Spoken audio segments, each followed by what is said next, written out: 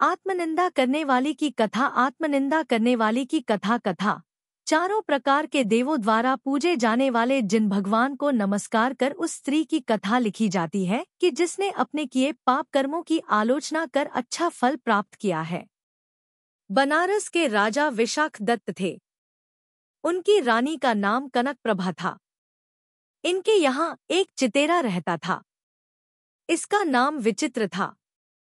यह चित्रकला का बड़ा अच्छा जानकार था। चितेरे की स्त्री का नाम विचित्र पताका था। इसके बुद्धिमती नाम की एक लड़की थी। बुद्धिमती बड़ी सुंदरी और चतुर थी। एक दिन विचित्र चितेरा राजा के खास महल में, जो बड़ा सुंदर था, चित्र कर रहा था। उसकी लड़की बुद्धिमती उसके लिए भोजन लेकर आ रही। उसने विनोदवश हो भींत पर मोर की पींछी का चित्र बनाया। वह चित्र इतना सुंदर बना कि सहसा कोई न जान पाता कि वह चित्र है। जो उसे देखता वह यही कहता कि यह मोर की पींछी है। इसी समय महाराज विशाखदत्त इस ओर आ गए। वे उस चित्र को मोर की पींछी समझ उठाने को उसकी ओर बढ़े। यह देख बुद्धिमती ने समझा कि महाराज वे समझ हैं, नहीं तो इन्हें इतना भ्रम नहीं होता। दूसरे दिन बुद्धिमती ने एक और अद्भुत चित्र राजा को बतलाते हुए अपने पिता को पुकारा। पिताजी, जल्दी आइए, भोजन की जवानी का समय बीत रहा है। बुद्धिमती के इन शब्दों को सुनकर राजा बड़े अचंभे में पड़ गया। वह उसके कहने का कुछ भाव न समझकर एक टकटकी लगाए उसके मुंह की ओर देखता रह गया। राजा को अपना भाव न समझा देख बुद्धिमती को उसके मूर्ख होने का और दृढ़ विश्वास हो गया। अब की बार बुद्धिमती ने और ही चाल चली। एक भींत पर 2 पर्दे लगा दिए और राजा को चित्र बतलाने के बहाने से उसने एक पर्दा उठाया। उसमें चित्र न था। तब राजा उस दूसरे पर्दे की ओर चित्र की आशा से आंख फाड़कर देखने लगा। बुद्धिमती ने दूसरा पर्दा भी उठा दिया। भींत पर चित्र को न देखकर राजा बड़ा शर्मिंदा हुआ। उसकी इन चेष्टाओं से उसे पूरा मूर्ख समझ बुद्धिमती ने जरा हंस दिया। राजा और भी अचंभे में पड़ गया। यह बुद्धिमती का कुछ भी अभिप्राय न समझ सका। उसने तब व्यग्र हो बुद्धिमती से ऐसा करने का कारण पूछा। बुद्धिमती के उत्तर से उसे जान पड़ा कि वह उसे चाहती है और इसीलिए पिता को भोजन के लिए पुकारते समय व्यंग से राजा पर उसने अपना भाव प्रकट किया था। राजा उसकी सुंदरता पर पहले ही से मुग्ध था, सो वह बुद्धिमती की बातों से बड़ा खुश हुआ। उसने फिर बुद्धिमती के साथ ब्याह भी कर लिया। धीरे धीरे राजा का उस पर इतना अधिक प्रेम बढ़ गया कि अपनी सब रानियों में पट्टरानी उसने उसे ही बना दिया। सच बात यह है कि प्राणियों की उन्नति के लिए उनके गुण ही उनका दूतपना करते हैं, उन्हें उन्नति पर पहुंचा देने हैं।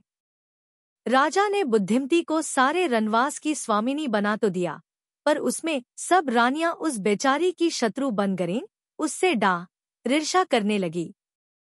आते जाते वे बुद्धिमती के सिर पर मारती और उसे बुरी भली सुनाकर बेहद कष्ट पहुंचाती। बेचारी बुद्धिमती सीधी साधी थी, सो न तो वह उनसे कुछ कहती और महाराज से ही कभी उनकी शिकायत करती। इस कष्ट और चिंता से मन ही मन घुलकर वह सूख सी गई।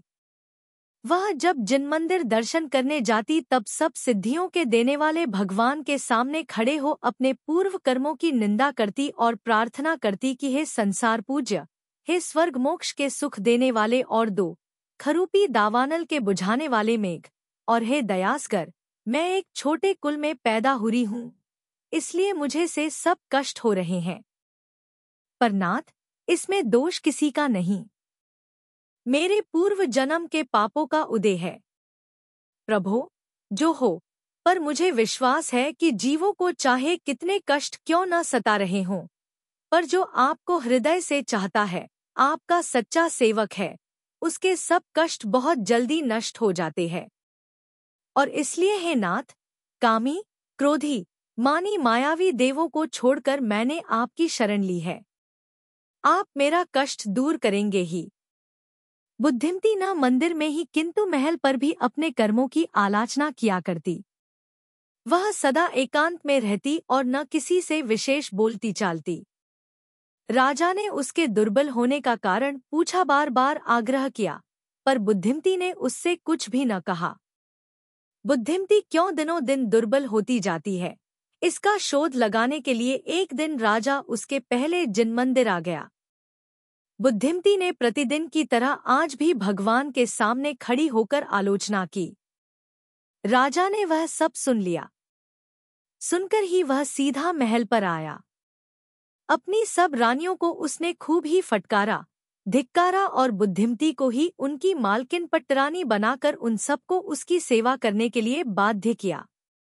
जिस प्रकार बुद्धिमती ने अपनी आत्मनिंदा की, उसी तरह अन्य बुद्धिवानों और क्षुल्लक आदि को भी जिन भगवान के सामने भक्तिपूर्वक आत्मनिंदापूर्व कर्मों की आलोचना करना उचित है।